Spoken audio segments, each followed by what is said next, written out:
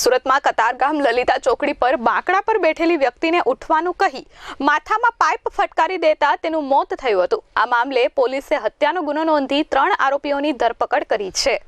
મળતી માહિતી પ્રમાણે સુરતના કતારગામ લલિતા ચોકડી પાસે ફૂટપાથ પર રહી મજૂરી કામ કરતા અને ત્યાં જ સૂઈ રહેતા શ્યામલાલ નાથુલાલ ચંદ્રવંશી ઠાકુરને રાત્રે 9 વાગ્યાના અરસામાં અહીં જ રહેતો અને રિક્ષા ચલાવતા સોહનસિંહ મારવાડા, રાહુલ સપકાલ અને મેહુલ ઉનાગરે લાત અને મુક્કાનો મારતા તેમને એમ્બ્યુલન્સ મારફતે સ્મીમેર હોસ્પિટલ લઈ જવાયો હતો। અહીં તેનું મોત થતાં કતારગામ પોલીસને જાણ કરવામાં આવી હતી। પોલીસે આ ગુનામાં સામેલ 3 આરોપીઓની ધરપકડ કરી છે।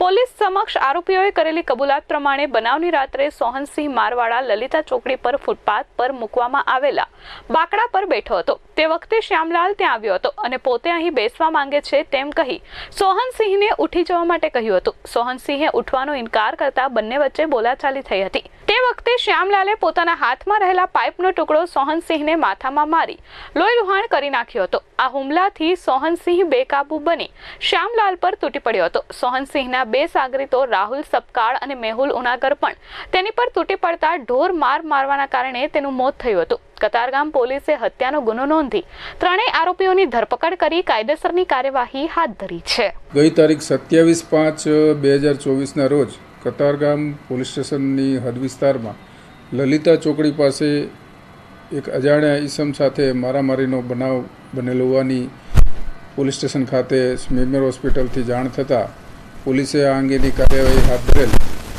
આ મારામારીમાં ઈજા પામનાર અજાણ્યો ઈસમ કે જે સ્મીમેર હોસ્પિટલમાં સારવાર દરમિયાન મરણ ગયેલ તેની પોલીસે ગણતરીના કલાકોમાં ઓળખ પ્રસ્થાપિત કરી તે શ્યામલાલ ઉર્ફે સમર્થ નાનુરામ ઠાકુર નામની વ્યક્તિ હોવાની ઓળખ પ્રસ્થાપિત કરેલ અને સાથે આ ગુનાના કામે સંડોવાયેલા 3 આરોપીઓ સોહનસિંહ માંગીલાલ સિસોદિયા, રાહુલ સંજય સકપાલ અને મેહુલ પ્રવીણ ઉનાગરનાઓને તાત્કાલિક ગુનાના કામે ધરપકડ કરી આગળની કાર્યવાહી હાથ ધરેલ છે। આ કામનો બનાવ છે એ બનાવની જગ્યાએ બેસવા બાબતેની સામાન્ય બાબતમાંથી ઉપસ્થિત થયેલ જે અંગે મારામારી દરમિયાન આ કામના આરોપીઓએ ભોગ બનનારને ઢીક મૂકીનો મારતા એ પડી જતાં એને હેમરેજિક ઈજાઓ થતાં એનું મૃત્યુ નિપજેલ હતું।